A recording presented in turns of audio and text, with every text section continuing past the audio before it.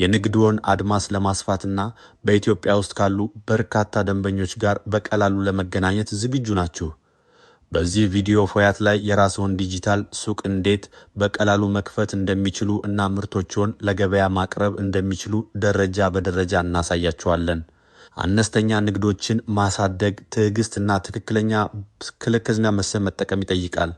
ፎያት ሻጮችና ገዢዎች በቀጥታ የሚገናኙበት መድረክ እንደመሆኑ መጠን ንግድዎን ወደ ዲጂታል ዓለም ለማምጣት ትልቅ መነሻ ይሆኖታል።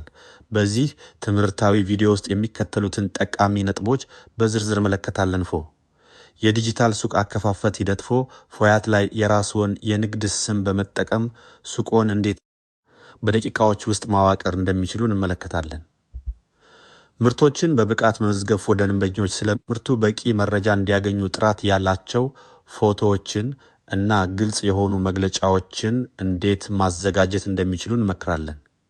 ቀጥተኛ ግንኙነት ፎያት ክፍያዎችን በውስጡ ስለማያከናውን ከደንበኞች ጋር በስልክ ወይም በመልእክት እንዴት ውጤታማ በሆነ መንገድ መነጋገር እንደሚችሉና ገዢዎችን ማግኘት እንደሚችሉ እንወያያለን። ዲጂታል ሽያጭ መጀመር አዳዲስ ደንበኞችን ለማግኘትና የንግድዎን ተደራሽነት ለማስፋት የሚረዳ አስተማማኝ መንገድ ነው።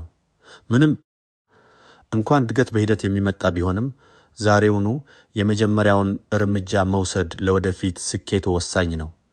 ቪዲዮውን አይታችሁ እንደጨረሳችሁ እናንተም ዛሬውኑ የራሳችሁን ሱቅ በፎያት ላይ በመክፈት ምርቶቻችሁን መመዝገብ እንድትጀምሩ እናበረታታችኋለን። ስራችሁን ስትጀምሩ የሚያጋጥሟችሁን ማናቸውንም ጥያቄዎች በአስተያየት መስጫው ላይ ብታካፍሉን በደስታ እንመልሳለን።